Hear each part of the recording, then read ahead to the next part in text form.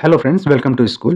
હવે માર્કેટમાં ઘણા બધા આઈપીઓ ચાલી રહ્યું છે અત્યારે, અને એમાંથી એક ડિસેન્ટ કંપનીની વાત કરીએ તો એ છે મમતા મશીનરી લિમિટેડનું આઈપીઓ અત્યારે આવ્યું છે. અને એ કંપની થોડુંક ડિસેન્ટ મને દેખાય છે. કોઈ પણ રિકમેન્ડેશન કે ટિપ્સ નથી કે તમે આ કંપનીના આઈપીઓ જે આવ્યું છે એની અંદર તમે એપ્લાય કરો. પર મને એમ લાગે છે કે કંપની થોડું ડિસેન્ટ છે. અને એ જે કંપનીનું આઈપીઓ આવ્યું છે એક આઈપીઓની રિગાર્ડિંગ આપણે આ વિડીયોની અંદર ડિસ્કસ કરવાના છે. તો આપણે કઈ કઈ વસ્તુ ડિસ્કસ કરીશું કે કંપનીનું જે બિઝનેસ છે એ શું છે, કંપની કામ શું કરે છે, કંપની જે ફિનાન્શિયલ છે એ અત્યારે શું કહે છે, કંપનીના જે આઈપીઓ આવ્યું છે એમાં જે એની જે અને કંપનીના જે આઈપીઓ આવ્યું છે એના રિગાર્ડિંગ જે બેઝિક ડિટેલ હોય છે એ આપણી બધી એ આપણે ડિસ્કસ કરીશું. અને સાથે સાથે જે જીએમપી અત્યારે કેટલું ચાલી રહ્યું છે, જે લોકોને લિસ્ટિંગ ગેન માટે એપ્લાય કરવું હોય એના માટે જીએમપી કેટલું અત્યારે ચાલી રહ્યું છે, તો આપણે જીએમપી પર ડિસ્કસ કરીશું આ વિડીયોની અંદર. હવે આ વિડીયો હું સ્ટાર્ટ કરું એના પહેલાં ડિસ્ક્લેમર છે કે કોઈ પણ જાતનું રિકમેન્ડેશન કે ટિપ્સ નથી કે આ આઈપીની અંદર તમે એપ્લાય કરો. જસ્ટ વિડીયો એજ્યુકેશનલ પર્પઝ માટે બનાવું છું. અને એ વસ્તુ તમે ધ્યાન રાખવાની છે કે જો તમે આઈપીની અંદર એપ્લાય કરો તો એ ડિસિઝન તમારું પોતાનું રહેવું જોઈએ. તો ચાલો મિત્રો, હવે સૌથી પહેલાં જોઈ લઈએ કે મમતા મશીનરી જે કંપની છે એ કંપની કામ શું કરે છે, એ કંપનીનો બિઝનેસ શું છે. તો તમે અહીંયા જોઈ શકો છો કે કંપની 1979ની અંદર એસ્ટાબ્લિશ કરવામાં આવી હતી. અને મમતા મશીનરી એ શું કરે છે, એ મેન્યુફેક્ચર અને એક્સપોર્ટ કરે છે મશીનનો. જે machine plastic bag, pouches, packaging અને એક્સટ્રેશન ઇક્વિપમેન્ટ બનાવે છે.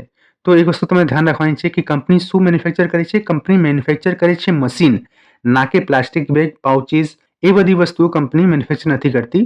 મેન્યુફેક્ચર કરે છે મશીન જે આ બધી વસ્તુઓ બનાવે છે, એવી મશીન એ મેન્યુફેક્ચર અને એક્સપોર્ટ કરે છે. હવે તમે જોશો નેક્સ્ટ, તો આ જે મશીનરી છે એનો યુઝ કયા કયા ઇન્ડસ્ટ્રીની અંદર થાય છે, તો એમાં તમે જોશો FMCG, food industry, beverage industry. આ જે 3 ઇન્ડસ્ટ્રી છે, મેઇનલી આ 3 ઇન્ડસ્ટ્રીઓની અંદર આ જે મશીનરી છે એનો યુઝ થાય છે. હવે આપણે ક્લાયન્ટ જોઈ લઈએ કે કંપનીના ક્લાયન્ટ કયા કયા છે. ક્લાયન્ટથી આપણને ખબર પડે છે કે આ જે કંપની છે એનું બિઝનેસ કયા કયા કંપની જોડે ચાલે છે. તો એમાં તમે ફર્સ્ટ નામ જોશો તો એ આપેલું છે બાલાજી વેફર્સ પ્રાઇવેટ લિમિટેડનું. જે કંપની બહુ જાણીતી કંપની છે, તમે પણ જાણતા હશો.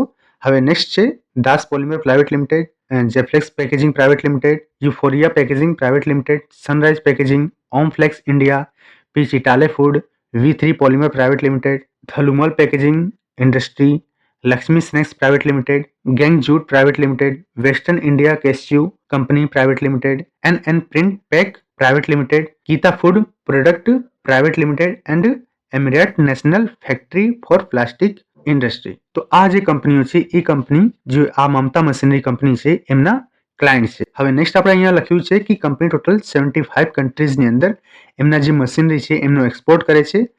હવે આપણે જોઈ લઈએ કે કંપની જે ફિનાન્શિયલ્સ છે એ શું કહે છે. તો તમે અહીંયા જોશો તો માર્ચ 2022, માર્ચ 2023, માર્ચ 2024 અને જૂન 2024 સુધી અહીંયા ડેટા જે છે એ ડિટેલ્સ જે છે એ આપેલી છે. અહીંયા જૂન 2024 એટલે કે જે ફર્સ્ટ ક્વાર્ટર છે ત્યાં સુધી કંપનીની ડિટેલ છે 2024નો એ ડિટેલ આપેલી છે. એમાં તમે એસેટ જોઈ શકો છો. હવે નેક્સ્ટ જે છે એ રેવન્યુ આપણે જોઈએ પહેલાં કે કંપની જે બિઝનેસ કરે છે એનાથી એમના જે રેવન્યુ કે ઇન્કમ કેટલી જનરેટ થાય છે.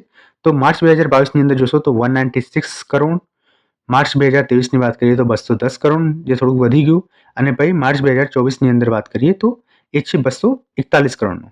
હવે જૂન ફર્સ્ટ ક્વાર્ટરની વાત કરીએ તો જૂન ફર્સ્ટ ક્વાર્ટરની અંદર ટોટલ 29 કરોડનું એમનું રેવન્યુ હતું. હવે રેવન્યુની અંદરથી આપણે જે એક્સપેન્સ હોય કંપનીનો એ માઇનસ કરીએ તો આપણને મળશે પ્રોફિટ આફ્ટર ટેક્સ. તો પ્રોફિટ આફ્ટર ટેક્સ એટલે કે નેટ પ્રોફિટ. નેટ પ્રોફિટ વાત કરીએ તો 21 કરોડ, પછી વધીને 22 કરોડ થયું, પછી વધીને 36 કરોડ. અત્યારે જે ફર્સ્ટ ક્વાર્ટર છે 24નો એમાં થોડુંક ઓછું દેખાય છે, જસ્ટ 22 લાખનું દેખાય છે. હવે નેક્સ્ટ આપણે નેટ વર્થ અહીંયા તમે જોઈ શકો છો. અને ટોટલ બોરિંગ છે કે ટોટલ કંપની જોડે કર્જા કેટલા પડ્યા છે એ તમે જોઈ શકો છો. તો માર્ચ 2022ની અંદર જે કંપનીના બોરોઇંગ્સ હતા 20 કરોડનું, એ હવે ઘટીને 4 કરોડનું થઈ ગયું છે. તો એક સારી વસ્તુ છે કે કંપની જે એમના કર્જ છે કે કંપની જેના લોન લીધું છે એ ધીમે ધીમે કંપની ઓછું કરે છે. હવે નીચે તમે જોઈ શકો છો કે ઇન્ડિકેટર આપેલું છે. એમાં ROE 27.76%, ROCE 31.29%, ડેપ્ટ ઇક્વિટી 0.09. હવે એ જે ઇન્ડિકેટર છે એ ટાઈમ ઉપર ચેન્જ થતા હોય છે, એ તમે ધ્યાન રાખજો. હવે બિઝનેસ જોયા પછી કંપની કામ શું કરે છે એ બધું જોયા પછી આપણે જોઈ લઈએ કે કંપનીના જે આઈપીઓ છે એમના ડિટેલ્સ શું છે. તો આઈપીઓ સ્ટાર્ટ થવાના છે 19 ડિસેમ્બરથી અને ક્યારે ક્લોઝ થશે એ થશે 23 ડિસેમ્બર. તો 19 થી લઈને 23 સુધી આ આઈપીઓ માર્કેટમાં ઓપન રહેશે અને જે ફેસ વેલ્યુ છે એ ₹10 પર શેર રહેવાની છે. પ્રાઇસ બેન્ડની વાત કરીએ છે 230 થી લઈને 243 એટલે 243 ઉપર રહેશે. જે કટ ઓફ પ્રાઇસ રહેશે એ રહેશે 243 અને જો તમારે આઈપીઓની અંદર એપ્લાય કરવું હોય તો જે કટ ઓફ પ્રાઇસ રહેશે 243 એના ઉપર એપ્લાય કરજો. અને લોટ સાઇઝની વાત કરીએ તો એ છે 61 શેર્સની. ટોટલ ઇસ્યુ સાઇઝની વાત કરીએ તો એ રહેવાના છે ટોટલ 179 કરોડનો આ જે આઈપીઓ છે એ રહેવાનો છે. તો જે આઈપીઓની સાઇઝ છે એ બહુ નાની છે, તો બહુ ઓછી પોસિબિલિટી છે કે બહુ ઓછા લોકોને આ આઈપીઓ લાગશે. હવે ઓફર ફોર સેલ એટલે કે 179 જે રૂપીઝ આ કંપની કલેક્ટ કરશે માર્કેટથી એ બધું ઓફર ફોર સેલ રહેવાના છે. એટલે કે બધું જે પૈસા છે એ કંપનીના માલિકો છે એમને જોડે જશે. કોઈ પણ પૈસા કંપની જોડે નહીં જાય, બધું એમને જે માલિકો છે એમને જોડે જશે. હવે નેક્સ્ટ આપણે જે ટાઈમ લાઈન છે એ વખત જોઈ લઈએ. તો એમાં ઓપનિંગ ક્યારે થવાનું છે એ તો આપણે વાત કરીએ કે 19 ડિસેમ્બર કંપનીના આઈપીઓ છે ઓપન થશે. ક્લોઝિંગ 23 ડિસેમ્બર થશે. બેઝિક એલોટમેન્ટ છે એ આપણને ક્યારે ખબર પડશે કે આઈપીઓ અમને લાગ્યું કે નહીં, તો એ ખબર પડશે 24 ડિસેમ્બરે. અને જે લોકોને આ આઈપીઓ ના લાગ્યું હોય એમના પૈસા 26 તારીખે એમના રિફંડ કરી દેવામાં આવશે. અને 26 તારીખે સેમ ડે જે લોકોને આ આઈપીઓ લાગ્યું હશે એમના ડીમેટ એકાઉન્ટની અંદર આ જે કંપનીના શેર છે એ ડીમેટ એકાઉન્ટની અંદર ક્રેડિટ કરી દેવામાં આવશે. અને નેક્સ્ટ હવે વાત કરીએ લિસ્ટિંગની. અને લિસ્ટિંગ ક્યારે છે તો 27 તારીખે આ કંપનીનું લિસ્ટિંગ છે. એટલે કે 27 તારીખે માર્કેટમાં એક નવી કંપની મમતા મશીનરી લિમિટેડ એ લિસ્ટ થઈ જશે. અને 23 તારીખે 5 વાગ્યા સુધી તમારે જે ક્લોઝિંગ ડેટ છે એના 5 વાગ્યા સુધી તમારે જે યુપીઆઈનું મેન્ડેટ આવે છે એ સક્સેસફુલી પેમેન્ટ કરી દેવાનું છે. અહીંયા હવે તમે જોશો તો નેક્સ્ટ આપેલું છે કે રિઝર્વેશન, કે કયા કેટેગરી માટે કેટલું જે શેર છે એ રિઝર્વ રાખવામાં આવ્યું છે. તો એમાં તમે જોશો તો ક્યુઆઈબી માટે 50%, રિટેલ કેટેગરી માટે ટોટલ 35% આપેલું છે અને એચએનઆઈ માટે 15% એ શેર છે એ રિઝર્વ રાખવામાં આવ્યું છે. હવે નેક્સ્ટ આપણે વાત કરીએ પૈસા વિશે કે કયા કેટેગરીની અંદર તમે એપ્લાય કરો તો તમારે કેટલા પૈસાની જરૂર રહેશે. એમાં તમે એપ્લાય કરશો જો રિટેલ કેટેગરીની અંદર અને મિનિમમ લોટ એક લોટ માટે તમે એપ્લાય કરશો તો એના માટે તમારે જરૂર રહેશે ₹14,800 જરૂર રહેશે. અને રિટેલ કેટેગરી અંદર મેક્સિમમ લોટ માટે તમે એપ્લાય કરશો તો તમારે 13 લોટ માટે એપ્લાય કરવાનું રહેશે. અને એની અંદર તમારે 192 લાખ રૂપીઝની જરૂર રહેશે. સ્મોલ એચએનઆઈની વાત કરીએ તો ટોટલ ₹2,07,000ની જરૂર રહેશે. અને મેક્સિમમ લોટ માટે એપ્લાય કરો તો એમાં ₹9,03,000ની જરૂર રહેશે. બિગ એચએનઆઈની અંદર વાત કરીએ તો ₹10,07,000ની જરૂર રહેશે જો તમારે બિગ એચએનઆઈની અંદર એપ્લાય કરવું હોય તો. અહીંયા હવે નેક્સ્ટ આપેલું છે જે પ્રમોટર્સની હોલ્ડિંગ છે એ તો 92.45% જે પ્રમોટર્સની હોલ્ડિંગ છે એમની જોડે અત્યારે છે. અને અહીંયા નીચે જે પોસ્ટ ઇસ્યુ એ નથી આપેલું, તો એ આપણે પાછું જ્યારે કંપની લિસ્ટ થશે ત્યારે જોઈ લઈશું.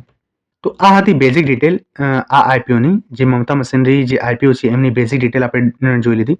ફર્સ્ટ ઓફ ઓલ આપણે જોયું કે કંપની બિઝનેસ શું કરે છે. સેકન્ડ આપણે જે આઈપીઓની ડિટેલ્સ છે એ આપણે જોઈ લીધી. હવે આપણે નેક્સ્ટ જોઈ લઈએ કે અત્યારે માર્કેટમાં આ જે મમતા મશીનરી છે એમનું જીએમપી કેટલું ચાલે છે, એટલે ગ્રે માર્કેટ પ્રીમિયમ અત્યારે કેટલું ચાલે છે, જેનાથી આપણે ખ્યાલ આવે કે જો મને આઈપીઓ લાગે તો મને કેટલા લિસ્ટિંગ ગેન માટે મને કેટલા પ્રોફિટ થઈ શકે છે. હવે આપણે આવી ગયા છે investorgain.com ઉપર અને અહીંયા તમે જોઈ શકો છો કે મમતા મશીનરીના જે આઈપીઓ છે એની ડિટેલ આપેલી છે. એમાં તમે પ્રાઇસ જો તો ₹243 જે કટ ઓફ પ્રાઇસ હતી એ આપેલી છે અને એની બાજુમાં ₹111 આપેલું છે. એટલે કે એવી પોસિબિલિટી છે, કોઈ ફિક્સ નથી કે પોસિબિલિટી છે કે ₹111 પર શેરના તમને પ્રોફિટ થઈ શકે છે.